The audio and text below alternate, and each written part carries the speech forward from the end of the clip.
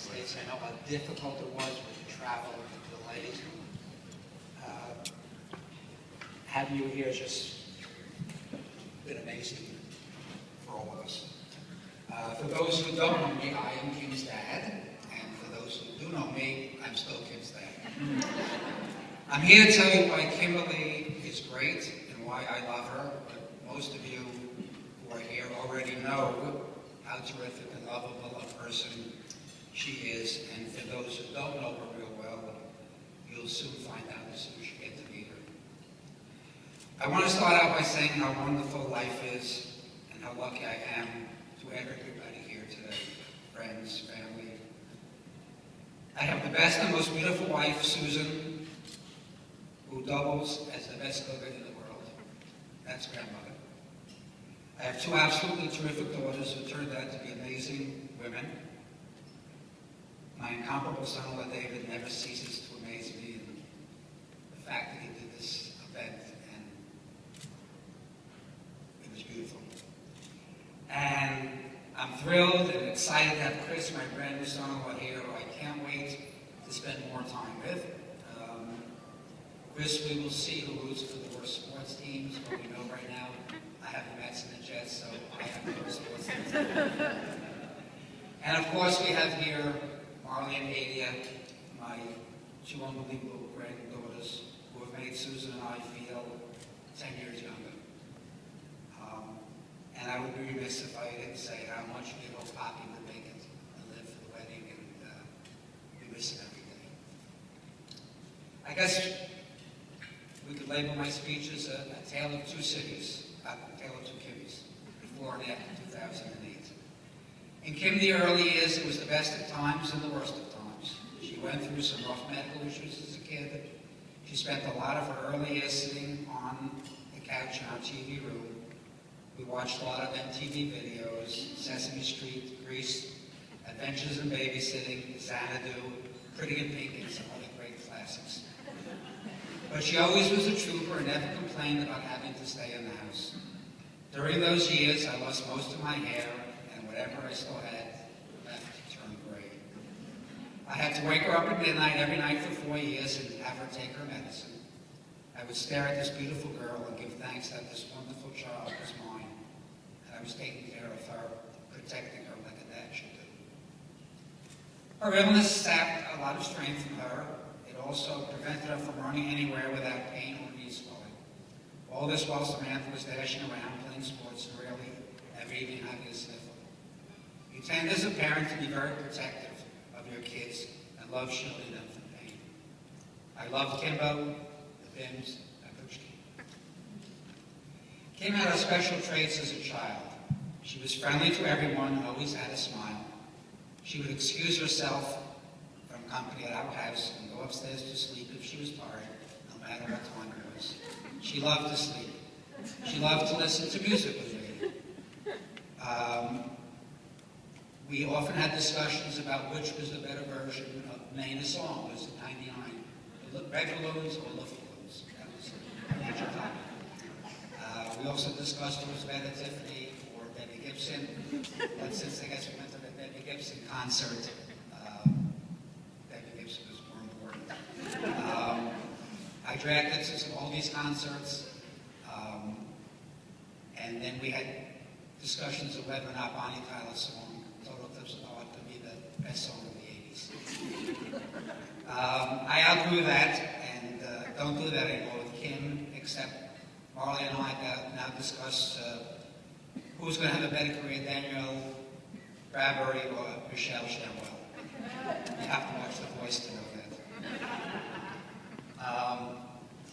Kim also loved to cheat at Chutes and Ladders, watch TV in bed with her mother and father.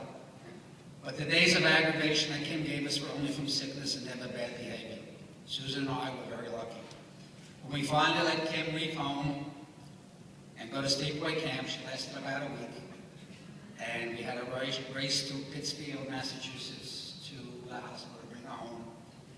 And for the only time in my life I got stopped for doing 85 miles on the Taconic State Parkway. And the cop was ready to give us a ticket, and then Susan started to get hysterical and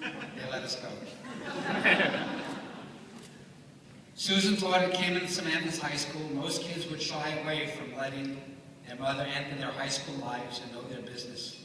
They get embarrassed. Kim cherished it and brought her friends to Susan's classroom and used it as a lunchroom and hangout. In 1995, Samantha had the audacity to go to college at the University of Michigan. That was very unnerving to us. It seemed so far away. What if she met someone from Michigan? She could wind up working in the Midwest, or heaven forbid, living there. But Kim was a good daughter.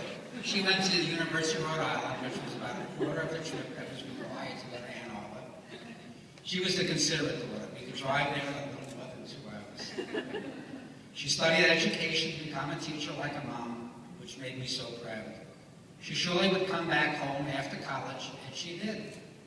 Kim lived home that first year after college and got a teaching job at a quality city school in New York. Meanwhile, Samantha met a Jersey boy at Michigan, and they came back when Samantha went to medical school in New York. She and David lived on the Upper West Side. Kim lived on the Upper East Side, about a mile away. All was well with the world. A parent should be near their kids, I guess. But who knew that Kim would someday meet her soulmate, and that he would be from Michigan, and she would wind up settling in the Midwest. Everything was put into a tailspin when Samantha and David trekked out to Chicago for Samantha to do her residency. That was 2004, and Kim was living the good singles life in the Big Apple, living with Amanda. And then the story takes a dramatic turn. Something that came in 2008, which to this date I find hard to fully understand, but I guess I'm coming around to. It absolutely changed her life for the better and brings us here today. Hi, Mom. Hi, Dad. Just wanted to let you know I'm quitting my job, giving up my apartment, and moving to Chicago to be near Samantha, David, Marley, and Otis, the dog. I have no place to live and no job, but I know it will work out. And work out it surely did. Kim was more psychologically tough than anyone else in the family. She said she would land on her feet, and she did. Kim will be starting her 6th year of teaching at a top private school. She met Chris in 2009, and a beautiful love relationship evolved. It seemed like love at first sight when we first saw it. Adia was born in 2009. Samantha moved her family to Denver in 2011. Kim stayed in Chicago, moved in with Chris, and now we have this beautiful wedding on this glorious day. Chris, it is a pleasure to know you and the inspiring effect you've had on Kim. I see the love in her eyes when she talks about you or when you two are together. Today is one of many great days we hope to share with you and Kim, and maybe some additions in the future. Your parents, Paula and Dwayne, are wonderful people, and I can see where you get your outstanding qualities from. I want to thank them for a wonderful rehearsal dinner last night and their generosity with this wedding. But Chris, you and I will have to come to grips with the fact that you're a Spartan from Michigan State. We'll have to work on that. You have pushed Kim to be in the best physical shape of her life, and for that I am eternally grateful. Without a doubt, one of the most inspiring days of Susan's and my life was seeing Kim, who could not run to the corner, run a half marathon, 13 miles in Nashville last November.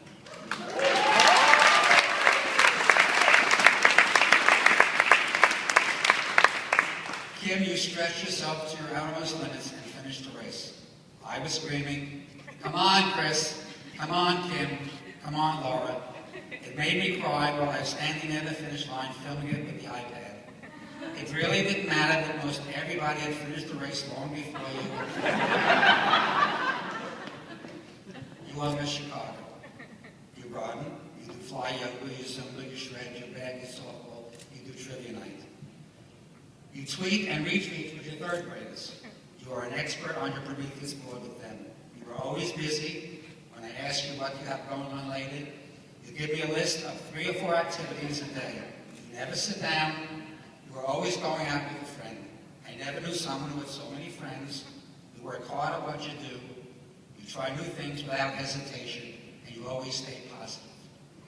You keep coming up with new ideas to invigorate your students, and you continue to find ways to please and impress Chris. Kim, I must confess, I really miss your guest bartending days when I would hang out with your peeps. I miss your weekly visits home to have a good meal and let Mom do your laundry. That lasted to the age of 29. I miss your mad dashes to the bathroom as a kid when it was time to do the dishes and conveniently disappeared. But probably most of all, I will miss you cuddling with us at bedtime and controlling the TV remote. You did it 2 weeks ago on Father's Day. I told you I was sad. You assured me we weren't losing you. I'm just getting married. I'm still the same person. And I know that's true. I really do. Kim, your students are lucky to have you as a teacher. Your peeps are fortunate to have you as a friend. Samantha, David, and the girls couldn't have a better sister, sister-in-law, and aunt, AK as they call you. And most of all, Mom and I are blessed to have had you as a child.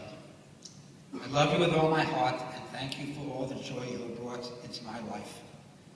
I wish you and Chris a long, a happy, and especially healthy life.